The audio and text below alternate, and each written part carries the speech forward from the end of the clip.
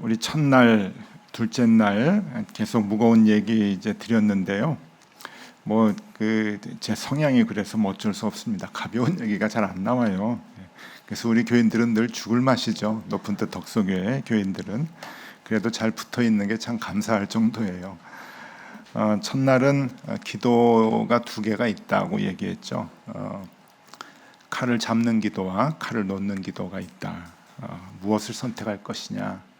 올 한 해 칼을 놓는 기도를 하면서 우리가 생활하면 좋겠다 말씀을 드렸고요. 어제는 우리가 믿는 예수가 둘이 있다네요. 그죠? 예수 그리스도, 예수 바라바.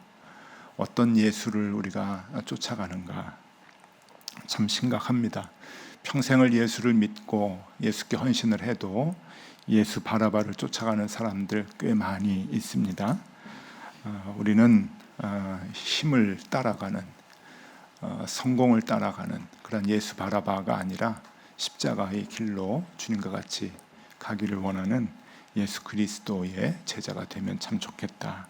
그 예수 그리스도를 선택하면서 사는 한 해가 되면 좋겠다 말씀을 드렸습니다. 오늘은 두 강도 얘기를 같이 좀 나눠보려고 합니다. 두 강도가 그렇게 중요한가 생각을 하실 수 있겠지만 이 말씀 안에서도 우리에게 주시는 교훈이 참 크다 여겨집니다. 십자가에 예수님께서 달리실 때 오른쪽 왼쪽 두 강도가 같이 이제 처형을 당하게 되는데 누가복음에 보니까 이들을 행악자라고 그렇게 이제 표현을 했습니다. 행악자. 이 행악자라고 우리가 이제 번역을 하게 되었는데 얼마나 좀 악했으면 이제 십자가에 이제 죽일까 하는 생각을 합니다. 그런데 먼저 그 본문이 던져주는 그 교리적 그 생각을 한번 좀 해보면은 선행이 없어도 구원을 받을 수 있을까? 나중에 말 한마디 해서 구원을 받을 수 있을까 하는 그런 좀 불편한 생각이 조금 들어요. 이것을 신학적으로 그 은혜의 즉각성이라고 이렇게 얘기를 하는데 우리 생활 속에서도 이제 이런 일들이 보여지게 되면은 참 감탄을 하고 많이들 좋아하는 경우도 있는데 여러분 그 혹시 연세 드신 분들은 기억이 생생하게 나실 텐데 대한민국의 범죄자 중에서 가장 잔인했던 사람이라고 하면 누구나 다 지존파 얘기를 합니다. 6명이 부자들 이렇게 이름 적어놓고 한 사람씩 잡아다가 무차별로 그냥 살해를 했던, 살해도 굉장히 잔인하게 했죠. 여기서 다 얘기하기가 힘들 정도로. 그런데 그 지존파 6명이 1994년도에 검거가 되고 1995년 그 이듬해 아주 빨리 다 사형을 시켰어요. 근데 그 1년 남짓 그 감옥에 있는 동안에 이제 다 회개를 하고 기독교인이 이제 됐어요. 그게 이제 큰 뉴스가 됐죠. 그래서 각 교회들마다 참 놀라운 일이 벌어졌다 이제 그러는데 저하고 저의 아내는 조금 힘들었어요. 그게요. 왜냐면은 그 이제 피해를 당한 분 중에 부부가 있었어요. 그 중견 기업을 하는 사장님과 사모님 부부가 있었는데 이분들을 이 사람들이 이제 잡아다가 자기네 아지트에서 이제 시신을 유기하고 화로에다가 집어넣어가지고 이제 죽였단 말이에요. 아내가 보는 데서 남편을 먼저 이렇게 하고 이렇게 이제 굉장히 잔인하게 이제 죽였는데 그 부부가 저희 아내가 전도사로 있었던 교회의 집사님 부부였어요. 그 자녀들은 그 가정은 완전히 파탄이 나고 그 자녀들도 참 힘들게 이제 성장을 했는데 이제 그런 상황을 이제 겪으니까 저놈들이 구원을 받았다고 이제 이런 생각이 먼저 드는 거예요. 그런 생각을 하면 안 되는데 그래서 이 은혜의 즉각성이라고 하는 것에 대한 많은 고민을 그때 이제 하게 되었습니다. 꽤 오래 전인데 어쨌든 이제 그 흉악범인데 구원을 받았다 한 사람이 둘 중에 한 사람이 여기서부터 이제 우리가 좀 출발을 해야 되는데 두 가지 오늘 생각해 보려고 해요. 첫 번째가 두 행악자는 무슨 죄를 지었나 하는 거예요. 무슨 죄? 이게 이제 어떤 죄, 지존파 같은 죄를 지어서 십자가의 형을 받았나 하는 생각인데 여러분 그 누가는 행악자라고 표현을 했지만 이게 단순한 강도가 아닙니다. 그래서 많은 신학자들은 이 두 행악자를 반란죄를 지었을 가능성이 크다, 그렇게 이제 봐요.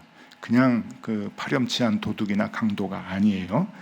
근데 왜 그런 생각을 하게 되냐면은 이유가 있습니다. 그것도 이제 왜 그러는가 하면은 첫 번째 이유는 로마에서 십자가형으로 사람을 죽일 때는, 처형을 할 때는 그 형벌이, 여러분 범죄와 형량이 맞아야 되잖아요. 범죄하는 그 죄의 모습과 죄의 그 형태와 형량이라고 하는 거는 이제 맞아야 되는데, 그래서 이게 그 십자가형이 최고의 형이기 때문에 이게 격이 있어요. 아무나 십자가형을 이렇게 그 십자가 위에다가 죽이지 않고 못을 박아서 죽이지 않거든요. 그래서 로마의 그 이제 문헌들을 보면은 이제 두 가지가 나와요. 하나가 뭔가 하면은 반란자, 폭동을 주도해가지고 사회를 전복하려고 하는 그 사람들은 잡아다가 사람들 보는 앞에서 그걸 못하게 십자가형을 이제 주는 거죠. 예수님이 요 제목이에요. 반란죄죠. 유대인의 왕이라고 하는 반란을 네가 왕 해먹으려고 그러는 거지. 이제 그렇게 해서 죄목을 정하고 예수님을 이제 그 십자가에 못을 박아 죽였는데, 이렇게 체제를 전복하고 반란시키려고 하는 반란자, 주동자들은 십자가에 못 박아 죽이게 되었어요. 그리고 또 누가 있냐면은 노예가 이제 도망을 했을 때 십자가형으로 처단을 해요. 이 로마라고 하는 나라가 시스템 자체가 노예의 노동력으로 이게 지탱이 되는 나라이기 때문에 노예가 훨씬 많았거든요, 자유인보다. 근데 노예가 반란하기 시작하면 조직적으로 이게 걷잡을 수 없는 거예요. 그러니까 이제 씨를 말리기 위해서 노예가 도망갔다, 그리고 조직을 했다 그러면은 잡아다가 노예들이 보는 앞에서 십자가 처형을 하는 거예요. 제일 이제 그 나쁜 죄라고 하는 거예요, 이 두 가지가. 그러니까 그냥 강도짓하고 도둑질해서는 십자가형을 받을 수가 없는 거예요. 그게 이제 첫 번째 이유고, 두 번째는 이 행악자라고 누가복음에 나오는데, 이 행악자라고 하는 단어가 카쿠르고스라고 하는 아주 독특한 단어예요. 성경에 이 누가복음 23장에만 나오고, 그 다음에 고린도 후서 2장 9절에 또 한 번 나와요. 딱 두 번 나와요. 고린도서 2장 9절에는 바울이 자기를 설명할 때 이렇게 얘기해요. 복음으로 말미암아 내가 죄인과 같이 매이는 데까지 고난을 받았으나, 할 때 그 죄인이 이 단어예요. 카쿠르고스라고 하는 단어인데, 그러니까 이거는 이렇게 그 아주 나쁜 파렴치한 강도와 같은 범죄를 지었을 때 붙여지는 단어가 아니라는 거죠. 근데 23장에 누가복음 23장에 누가가 카쿠르고스라고 하는 단어를 썼고, 그것을 한국말로 번역할 때 이제 행악자라고 번역을 이제 했어요. 이 그 흉악범이라고 하는 뜻이 아니라 사회 교란이 일어날 정도의 심각한 범죄를 범했던 사람들이라고 보는 거죠. 국가에 위험을 끼치는 일을 이 사람들이 이제 했다라고 이제 보는 거예요, 신학자들이. 그도 그럴 것이, 누가복음 23장 41절, 오늘 보면 41절에 보면은 이렇게 나와요. 우리는 우리가 행한 일에 상당한 보응을 받는 것이니 이에 당연하거니와, 이렇게 나와요. 그러니까 십자가형은 누구에게만 준다고 하는 것을 이 사람들이 알고 있었잖아요. 그 두 가지에 이제 걸려야 십자가형을 받는데, 이 사람들이 하는 얘기예요. 십자가에서 주로 이제 주고받는 얘기가, 우리는 우리가 행한 일에 상당한 보응을 받고 있다.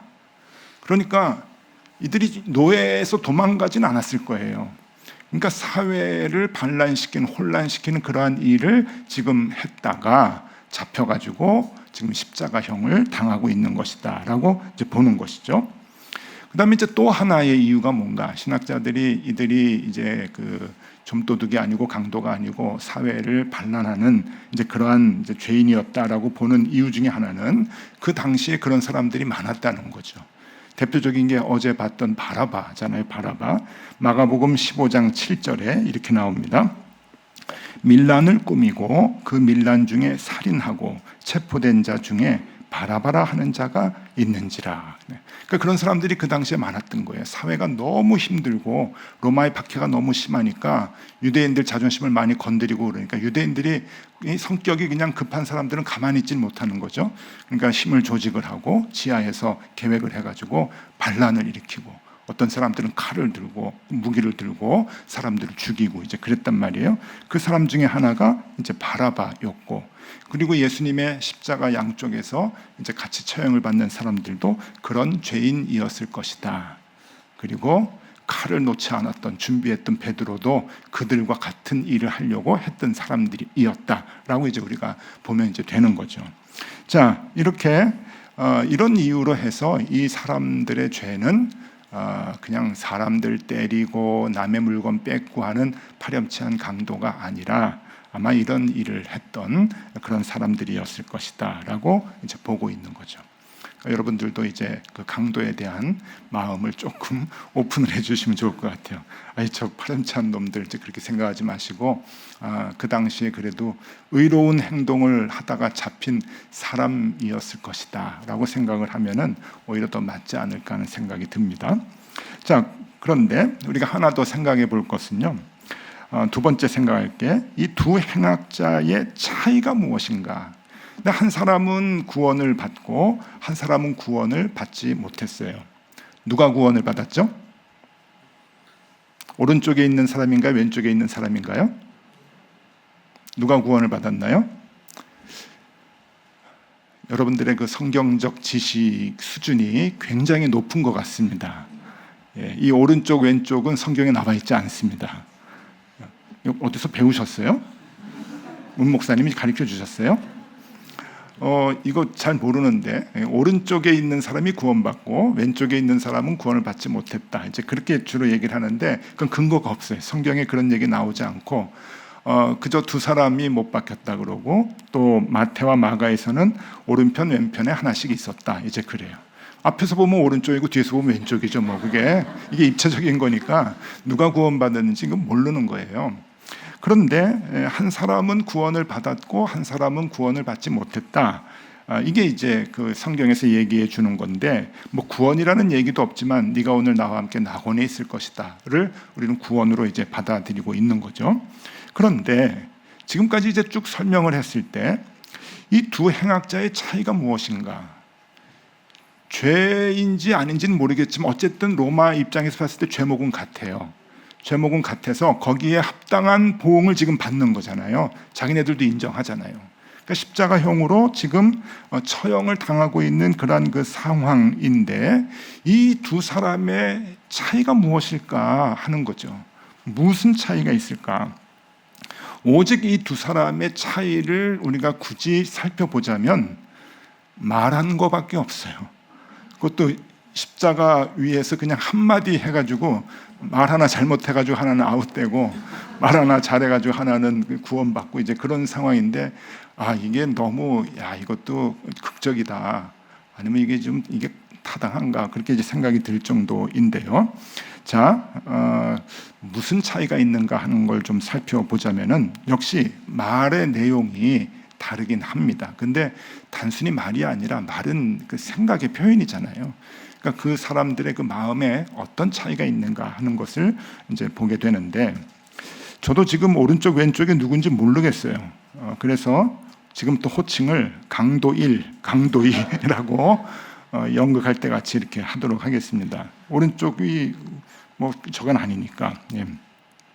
자, 강도 1, 요거는 이제 구원을 받지 못한 사람인데, 39절 말씀을 보면은 강도 1이 이렇게 얘기를 합니다. 달린 행악자 중 하나는 비방하여 이르되 내가 그리스도가 아니냐, 너와 우리를 구원하라 하되. 자, 이 표현에서 뭐가 보이나요? 조롱이 보여요. 조롱. 분노까지는 좀 느껴지진 않는데, 네가 구원자라고? 야, 너나 구원해. 우리 구원해봐. 이러는 이제 조롱이죠. 그러니까 마지막까지 이 예수님을 지금 조롱하고 있는 태도를 이제 보이는 건데, 그에 비해서 강도 2를 보겠습니다. 강도 2를 보면 40절에서 42절까지인데 제가 한 절씩 읽어드릴게요. 하나는 그 사람을 꾸짖어 이르되 내가 동일한 정죄를 받고서도 하나님을 두려워하지 아니하느냐. 하나님을 두려워하지 아니하느냐. 41절에 우리는 우리가 행한 일에 상당한 보응을 받는 것이니 이에 당연하거니와 이 사람이 행한 것은 옳지 않은 것이 없느니라 하고 42절 이르되 예수여 당신의 나라에 임하실 때에 나를 기억하소서 하니. 이게 이제 그 말의 전부입니다. 신학적으로 얘기하기를 좋아하는 사람들은 이 세 구절의 말 속에 신학적으로 봤을 때 구원의 조건들이 다 들어갔다 그래요. 이게 뭔가 하면은 하나님의 계심을 알고 두려워했다. 이게 이제 40절에 나오는 거예요. 하나님을 두려워하지 아니하느냐. 왜 두려워하지 않느냐. 이제 자기는 두려워한다. 이제 그런 의미고, 또 하나가 예수님이 하나님 나라의 주권자임을 인정하는 것인데 그게 42절에 나온다는 거예요. 당신의 나라에 임하실 때에 당신의 나라가 있다는 거죠. 아버지 하나님의 나라가 당신의 나라라는 건데 하늘나라에서도 당신은 하나님의 아들로 주권자이시다라고 하는 것을 인정을 했기 때문에 신학적으로 봐서도 이게 구원의 조건에 타당했다라고 얘기를 하는데, 저는 뭐 신학은 잘 모르겠고요. 이 강도 2가 그런 신학적인 마음을 갖고 그때 말을 했을까? 근데 그건 아닌 것 같아요. 지도 힘들어가지고 지금 힘 빠지고 죽어가는데 언제 뭐 신학적인 조건들을 하나하나 다 생각하고 구원의 요소들을 생각하고 얘기를 했을까요? 여기가 이제 중요한 포인트라고 생각을 하는데, 이 두 사람의 차이가 무엇인가 하는 것은 신학적 차이가 아니라 예수님에 대한 태도의 차이였어요. 태도. 지금 예수님에 대한 태도, 뭐 비아냥거린다, 뭐 그런다. 그게 비아냥거리는 게 중요한 게 아니라 그 태도라고 하는 것은 예수님에 대한 생각, 예수님을 어떻게 바라보느냐라고 하는 그 차이인데 그것이 구원의 길을 갈랐다라고 하는 것이죠. 자, 강도 1은 지금 뭐라고 얘기했는가 하면은 구원해봐, 조롱하는 거예요. 구원해봐, 너나 구원해, 나도 구원해봐, 조롱을 하는 거죠. 이건 무슨 뜻이냐면은 너는 옳지 않아 라고 하는 뜻이에요. 너는 옳지 않아. 너 구원해봐. 네가 뭘 구원할 수 있어? 너 그냥 그렇게 죽어가는 거잖아. 너는 옳지 않다 라고 하는 표현을 한 거고, 반면에 강도 2는 뭐라고 얘기했는가 하면은 그가 옳지 않은 것이 없다라고 얘기했어요. 그 친구를 향해서 당신은 옳습니다 라고 하는 마음인 거죠. 41절에 분명히 나오죠. 우리는 우리가 행한 일에 상당한 보응을 받는 것이니 이에 당연하거니와 이 사람이 행한 것은 옳지 않은 것이 없느니라. 그렇죠? 당신은 옳습니다. 한 사람은 너는 옳지 않아 비아냥거리고, 한 사람은 옳습니다 라고 한 거예요. 자, 뭘 보고 옳다 그러고 옳지 않다 그랬을까요? 이 두 행악자가 강도 1, 강도 2 두 행악자가 예수님에 대해서 얼마나 알았을까요? 한번 보세요. 예수님을 언제 만났을까요? 십자가 위에서 만났겠죠. 그리고 십자가를 끌고 올라갈 때 같이 만났을 수도 있겠죠. 함께 끌고 가니까. 옥에 같이 있었을 수 있었나요? 예수님이 옥에 갇힌 때가 뭐 거진 없었으니까, 신문 받고 그냥 다음날 아침에 십자가에 못 박혔으니까 거진 십자가 위에서 이제 못 박혀서 죽는 그 시간에 예수님을 만난 거예요. 예수님을 알면 얼마나 알겠어요. 그 상황에서 당신은 옳습니다, 당신은 옳지 않습니다 이렇게 얘기할 수 있을까 하는 거예요. 근데 여러분, 여기 중요한 포인트가 있는데, 이 사람들이 그 잠깐 동안 본 예수님의 모습이 무엇이었는가 하는 거예요. 그것을 보면은 예수님의 붙잡힘, 예수님의 끌려감, 예수님이 조롱받고 신문받고 침뱉음 당하고 피 흘리고 채찍맞고 그리고 십자가에 죽임당하는 거, 이런 것들은 이제 본 거잖아요. 그 위에서 눈으로 목격을 했잖아요. 그런데 마지막에 하나님, 저들이 하는 것을 모릅니다, 용서해 주십시오, 용서를 하는 거예요. 근데 그 모습을 보는 거예요. 그 모습을. 그러면 강도들은 그 모습만 보고 예수님을 평가했을까? 판단했을까? 그건 아니에요.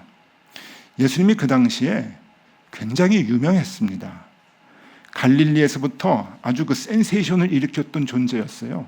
그래서 그 옛날에 유대인들이 쫓아갔던 리더가 누구였냐면은 1등은 세례 요한이었고 2등은 예수님이었어요. 그래서 이 두 사람이 로마 사람들에 의해서 요주의 인물이죠. 그래서 결국은 세례 요한을 먼저 목을 쳤잖아요. 그건 헤롯 왕이 쳤죠.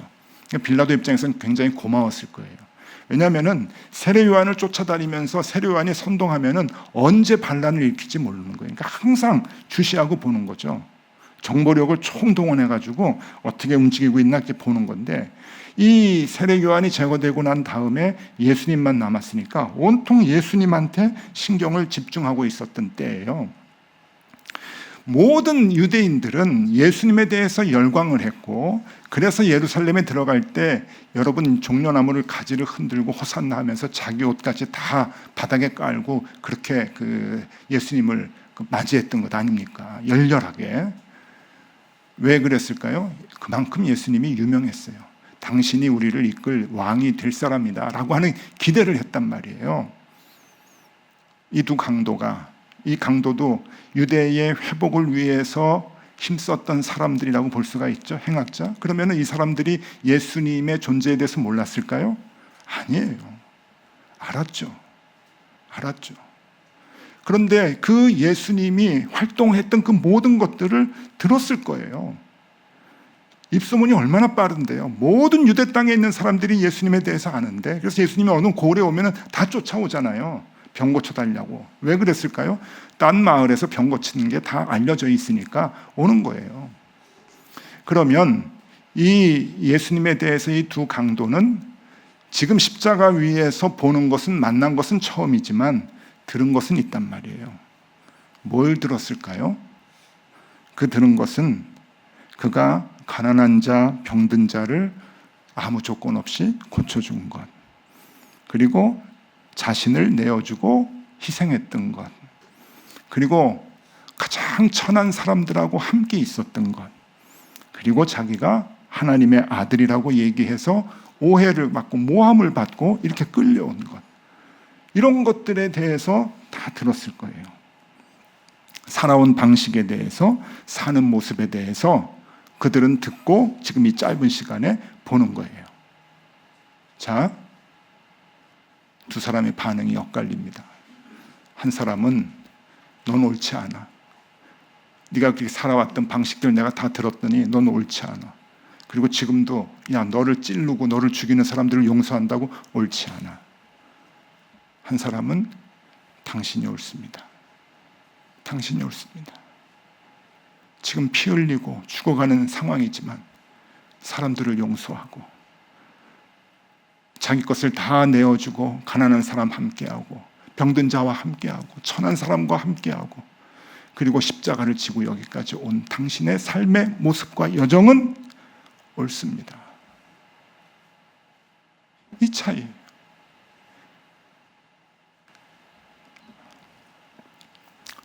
우리가 이 강도 2의 고백을 할 수 있을까 하는 거예요. 우리도 예수님을 보고 있잖아요. 그리고 예수님을 만나고 있잖아요. 예수님에 대한 소문을 어려서부터 계속 교회에서 들었잖아요. 말씀을 통해서 알고 있잖아요. 그런데 우리의 고백이 어떤가 하는 거예요. 그 예수님의 십자가의 길로만 간, 좁은 길로만 간 그 예수님의 행적, 우리가 보면서 예수님의 삶의 모든 문제를 풀어나가는 방식을 보면서 주님 옳습니다. 옳습니다. 그 고백을 할 수 있는가 하는 거예요. 이게 구원의 길을 갈라요. 아유 주님, 그 방법은 아닌 것 같아요. 지금 AI 시대입니다. 지금 경제가 전 세계적으로 네트워크가 돼 있어가지고 힘듭니다. 이 경제 이해하는 것도. 주님 옛날에 그런 거 없었잖아요. 내 전공은 내가 잘 압니다. 내 분야는 내가 더 잘 압니다. 옳지 않습니다. 주님의 방법은 옛날 방식이에요. 유대 방식이죠. 그런 마음을 우리가 갖고 있지 않는가 하는 거예요.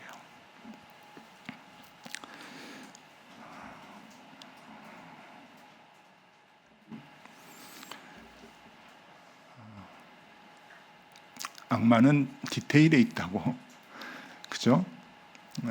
헨리 나우엔 신부님은 생전에 늘 주장하는 게 이 신앙의 그 성장이라고 하는 것은 작은 믿음에서 주님을 인정하는데 큰 사건까지 주님을 인정하는 것이 큰 믿음이 아니고, 큰 믿음은 다 갖고 있는데 가장 삶의 디테일한 문제에서 주님을 인정하는 게 그게 큰 신앙이라고 얘기를 해요.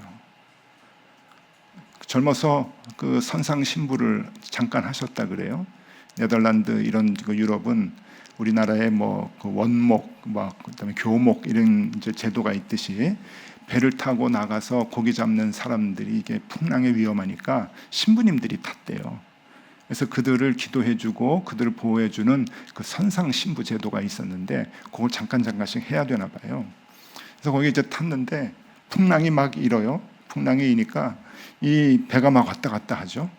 그래서 자기가 조금 갑판 위에서 뭔가라도 좀 도와주려고 선원들이 막 정신없이 지금 위험하니까 치우고 있더라는 거예요. 정신없이 위험하니까 자기도 같이 도와주는데 갑자기 선장을 만난 거예요. 그 선장이 이 젊은 신부를 보고 뭐라 그러냐면은 저리 비키지 못해 이 멍청아. 아무 도움이 안 되는 거잖아요. 깨작깨작거리니까 도움 방해만 되고 저리 비키지 못해 이 멍청아. 선장이 젊은 신부에게, 아주 젊은 신부에게 얘기를 해버린 거예요. 근데 충격을 받았죠. 웬걸요? 배가 더 파도가 높아지고 배가 막 침몰하려고 그러고 정말 위험하게 되니까 선장이 찾아오더래요. 기도해달라고, 살려달라고. 그래서 이 헨리 나우엔이 이 생각을, 헨리 나우엔이 나중에 예일대학 교수도 하고 하버드대학 교수도 하잖아요. 그 영성에 대한 걸 가르치는데 이 부분을 그때 연구를 하기 시작을 한 거예요. 신앙의 성장이라고 하는 게 뭔가. 신앙의 성장은 큰 일은 누구나 다 신을 찾는다는 거예요.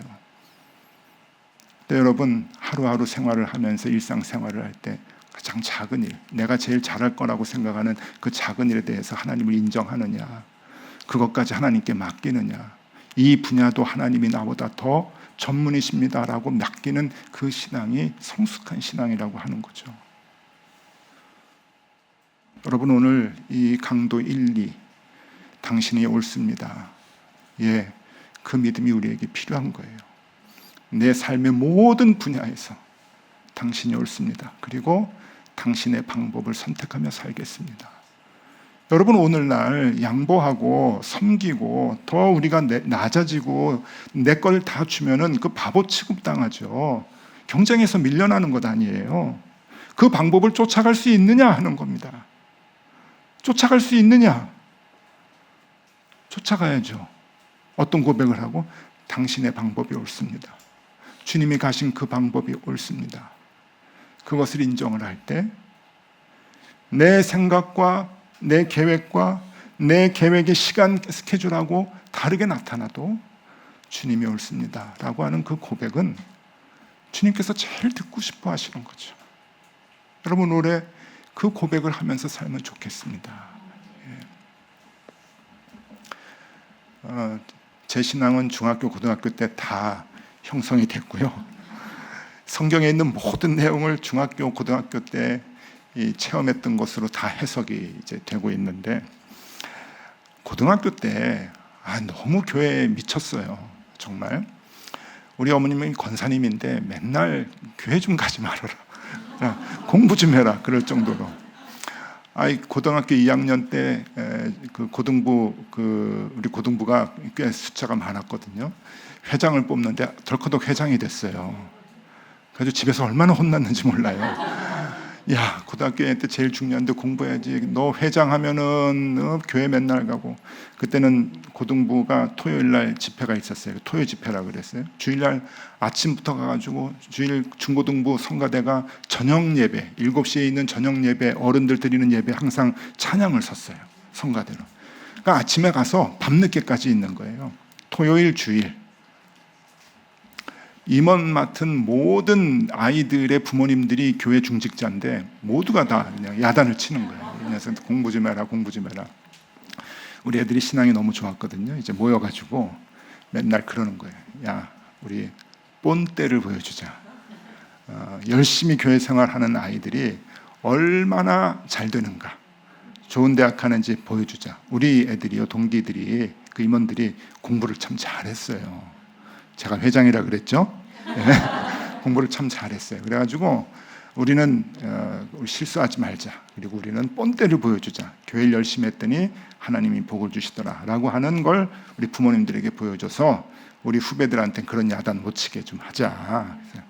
그러고서 정말 공부 열심히 하고, 그리고 정말 교회 생활 열심히 하고, 그리고 고등학교 3학년 가을에 이제, 옛날에는 학력고사라고 있는데 학력고사를 봤어요. 학력고사를 보면은 자기 점수를 어느 정도 알아요. 그날 누가 오라 그러지도 않는데 교회로 다 모였어요. 얼굴은 폐잔병. 나중에 점수가 나왔는데, 물론 우리가 시험 볼 때는 시험 문제가 좀 어렵다고 얘기도 했지만, 그럼에도 불구하고 평상시 모의고사 본 거에 30점씩은 낮았어요. 30점씩이. 그래서 폐잔병이 됐죠. 폐잔병이. 그때 이제 느꼈어요. 그 에너지 보존의 법칙이라는 게 있구나. 이게 맞구나. 이게 시간을 쏟지 못하면은 어쩔 수가 없어요. 연력학 제1법칙 아니에요. 그게 에너지가 뭐 분산이 되니까 이제 안 되는 거죠. 근데 인정을 했는데, 저희는 이제 뭐가 걱정이 됐냐면은 성적이 안 나온 게 걱정이 된 게 아니라, 이게 본때를 보여주려고 하는데 안 됐잖아요. 그러니까 그게 이제 분한 거예요. 하나님이 우리 때문에 욕먹으시면 어떡하나 하는 그 생각이 이제 들어가지고 너무 이제 괴롭더라고요. 근데 저만 그런 게 아니라 애들이 다 그런 거예요. 신앙이 참 좋았는데, 그러면서도 우리는요, 그 교회 옆에 그 이렇게 놀이터가 있어요. 그네도 있고, 교회 학교 아이들 위해서 이제 만든, 거기서 그네를 같이 타면서 밤에 왔다 갔다 하면서 우리가 한 얘기가 있어요. 난 그래도 하나님 원망 안 해. 애들이 그래, 우리 하나님은 정확하시지. 참 귀한 친구다 생각이 됐는데, 이제 원서를 쓸 때 법대를 가고 싶은 아이는 중문학과를 들어가고, 그때 중문학과는 줄 서면 들어갔어요. 중국어가 쓸모가 없던 때였어요. 그게 제가 82학번 우리 문 목사님하고 같은 동기거든요. 근데 그때는 중국어 필요가 없었어요. 그다음에 영문과 가고 싶어 했던 애는 이제 러시아어과를 갔어요. 외대 러시아과. 그때는 러시아도 필요가 없었어요. 쓸모가 없어요. 러시아어가 뭐 그런 게 있어? 뭐 그런데 러시아 나라가 없는데, 나라가 없었어요. 소련이라 그래가지고 뭐 나라가 없었죠. 그 다음에 그 이제 베트남어과 간 친구도 있어요. 베트남도 나라가 없었어요. 교역이 없으니까 그 필요가 없어요. 우리는 재수는 하지 말자. 그러고 이제 들어갔어요.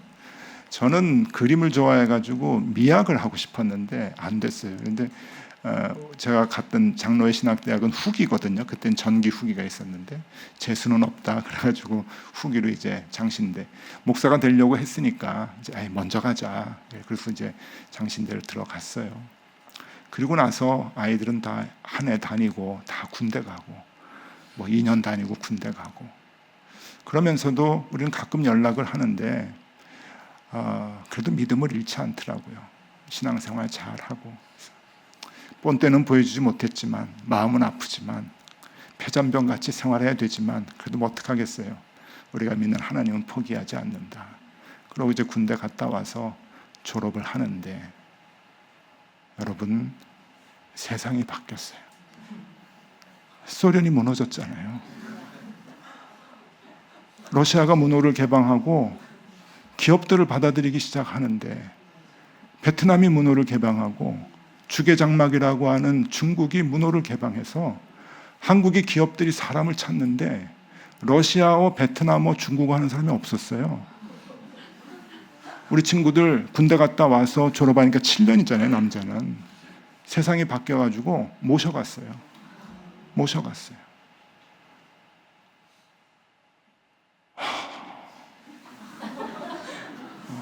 배 아플 정도로.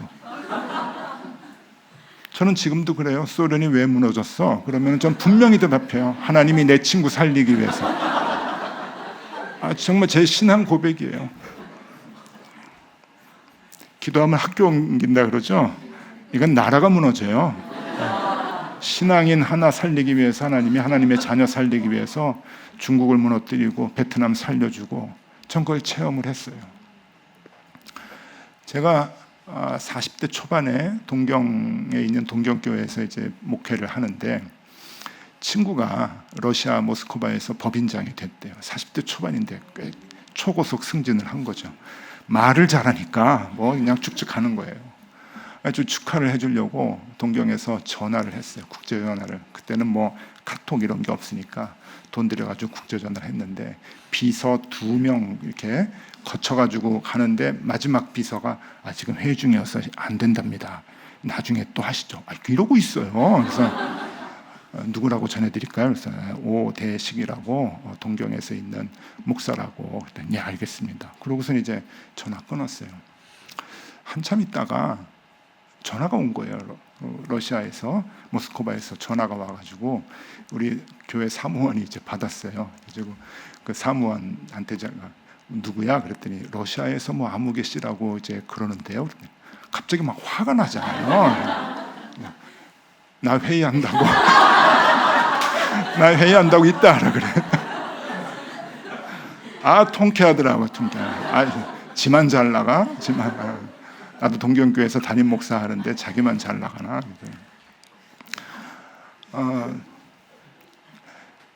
저는 그 결과를 보기까지가 굉장히 오랜 시간이 걸렸고 그 사이는 부끄러움도 있고 이게 정말 맞는가라고 하는 생각도 있지만 하나님은 정확하셔요. 하나님 정확하셔요. 그러니 여러분 한 사건, 한 일들 하나하나에 일비일비하지 마시고 하나님은 언제나 옳습니다. 오늘 이 강도의 고백과도 같이 주님은 옳습니다. 언제나 옳습니다. 주님의 살아온 방법이 옳고 문제를 풀어가는 방법이 옳습니다.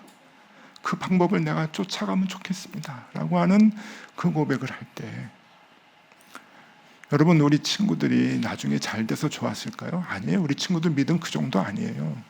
그냥 평생 어려운 직장에서 쉽지 않게 살았어도 하나님 안 버렸을 애들이에요.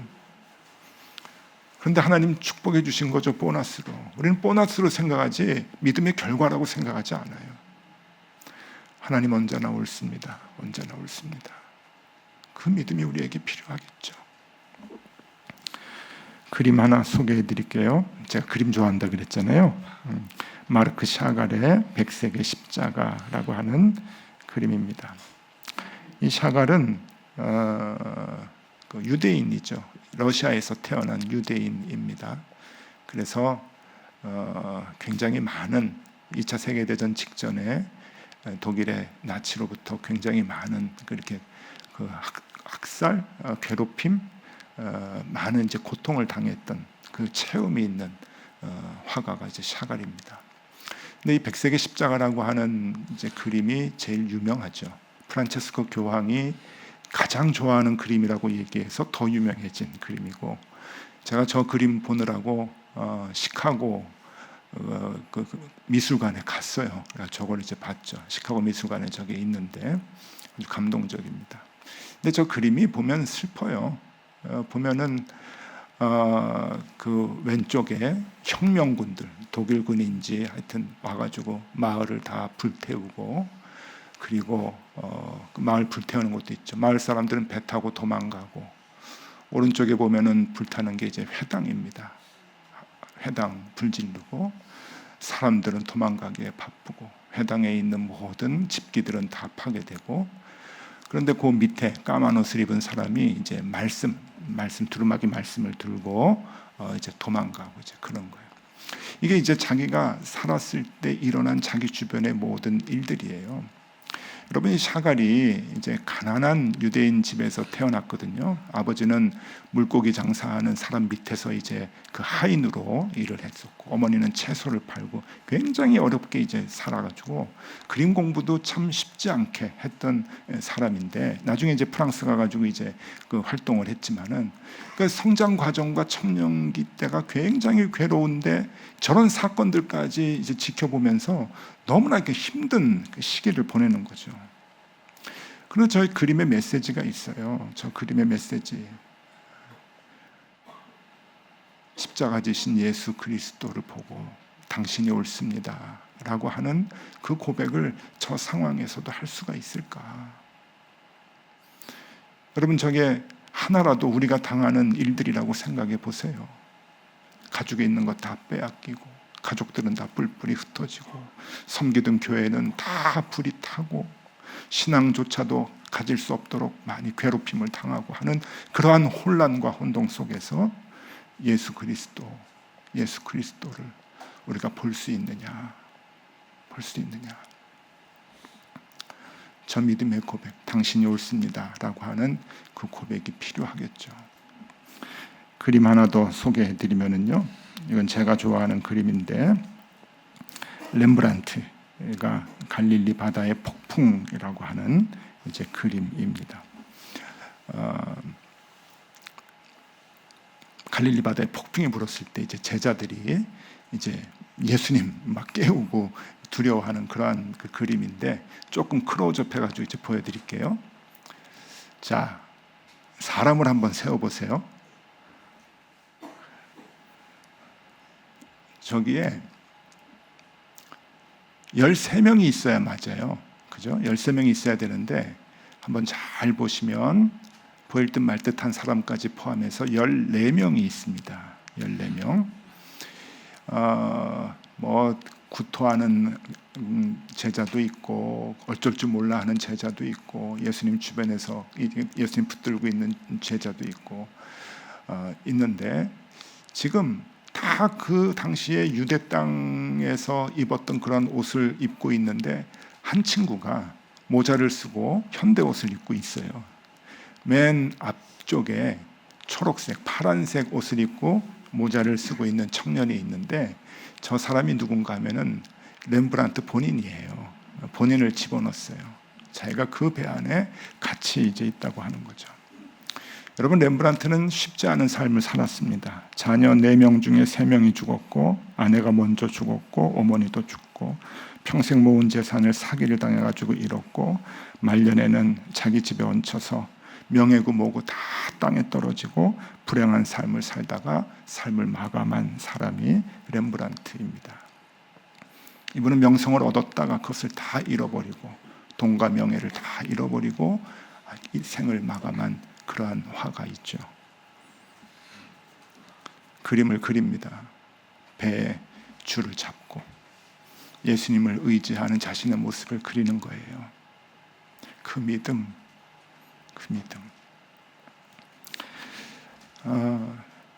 오늘 이 강도, 십자가 예수님 지실 때 양쪽에 있었던 강도 두 사람의 마음을 우리가 봤습니다. 여러분, 누구의 고백을 하고 싶으십니까? 당신은 옳지 않아. 당신의 방법은 오늘 시대에 안 맞아. 어떻게 낮아지고 희생하고 용서하고 그렇게 해가지고 어떻게 살아가? 라고 생각을 하신다면 거기에는 구원이 없어요. 그러나 당신의 방법, 지금까지 살아왔던 그 당신의 이 삶의 모습, 그리고 당신이 문제가 있었을 때 문제를 풀어가는 그 방법들 옳습니다. 나도 생각이 있고 나도 경험이 있고 나도 지식이 있지만 내 방법과 내 경험 아니라 당신의 방법으로 살겠습니다. 당신이 옳았습니다 라는 그 고백을 우리가 할 수 있으면 좋겠습니다. 그리고 그 고백을 하면서 우리가 1년을 살아가서 주님과 함께 동행하는 귀한 한 해 살아갈 수 있기를 간절히 바랍니다. 기도하겠습니다. 주님, 내 안에 강도의 마음이 있었습니다. 나의 시간 계획 가운데 주님 오셔야 한다는 것, 내가 생각하는 방법으로 문제를 해결해 달라고 하는 것은 주님은 옳지 않다고 조롱하는 것과 같은 마음입니다. 주님을 조롱했던 강도 같은 나의 마음을 내려놓게 하여 주시옵소서. 지금까지 나의 인생을 인도해 주신 주님은 언제나 옳으셨습니다. 그러니 나의 생각을 접고 올해도 주님을 따라가고자 합니다. 내 생각과 혹 달라도, 내 계획과 혹 달라져도 우리 주님을 끝까지 신뢰하고 걱정하지 않고 주님 붙잡고 쫓아가게 하여 주시옵소서. 그런 한 해를 살아갈 수 있도록 인도하여 주옵소서. 예수 그리스도 이름으로 기도드리옵나이다. 아멘.